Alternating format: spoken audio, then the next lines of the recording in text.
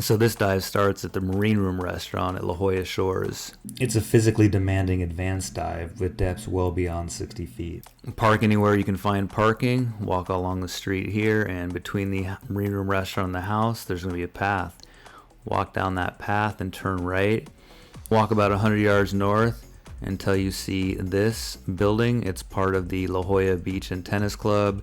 I think they do weddings in there. Turn around, enter the water, and prepare for a 20-minute surface swim, or longer, depending on how fast you swim.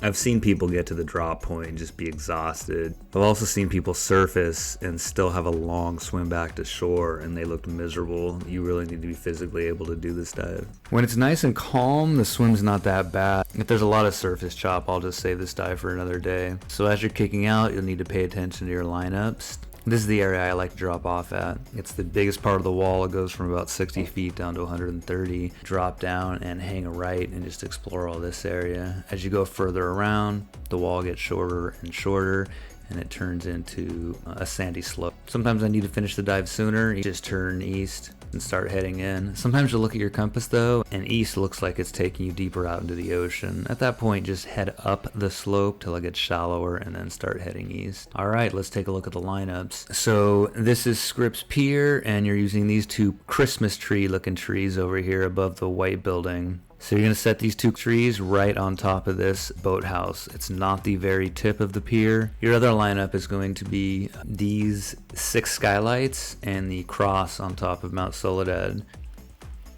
Alright, so you're going to walk down to the beach. Once you get to the sand, you're going to hang a right and walk about 100 yards north. That's the point where you'll enter the water. From there you have a 20-minute swim out.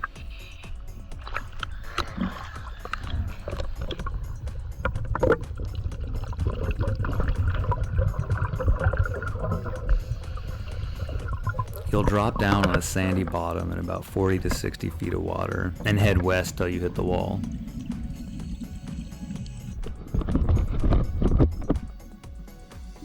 You might hit this point. These 2 buoy lines have been anchored to the ground. They've been there a long time. Some nice cool growth on them. Another spot you might hit right at the wall is an anchor line that runs over the edge.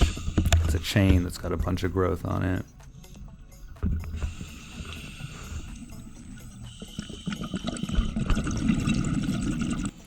When you hit the wall, drop down, turn right, and start exploring. This part here is probably my favorite part. It's this large amphitheater. It starts at about 60, kind of levels off at about 130. It's got these nice stair steps on the way down.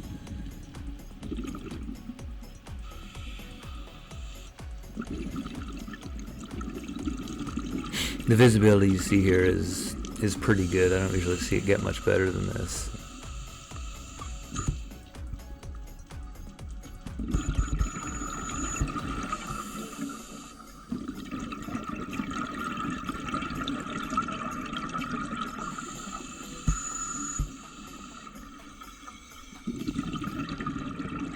There we got my dive buddy in perfect trim.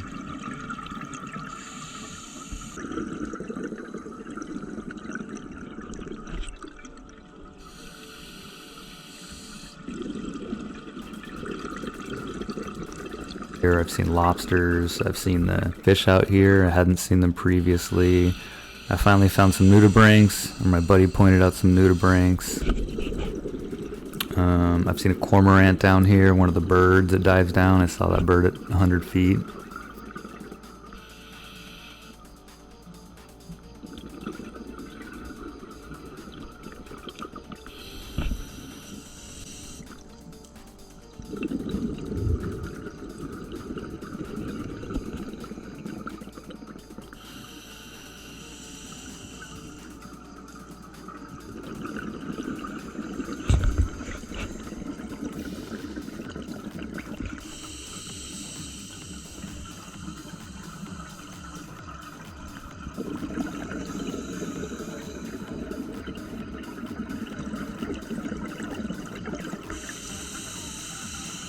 Here's a spot here I like to call El Capitan. Looks like El Capitan in Yosemite.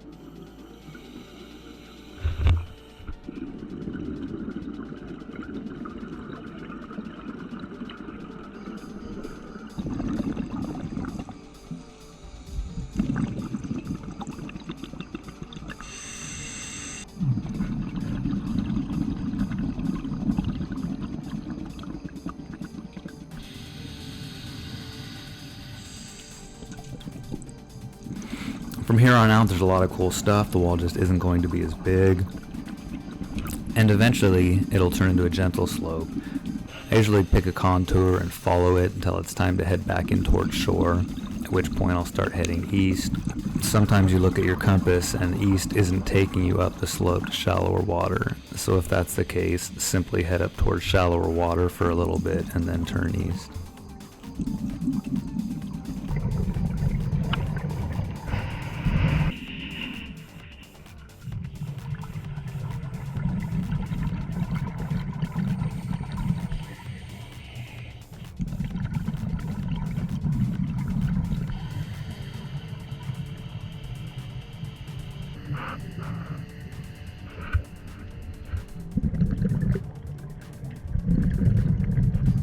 I'm really curious how many of you have actually done this dive before.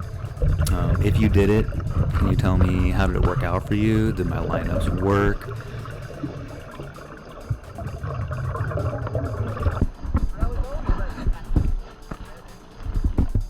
Yeah, I don't think I would want to. You actually had to take the dive for a probably on the knee, because once they got to the side,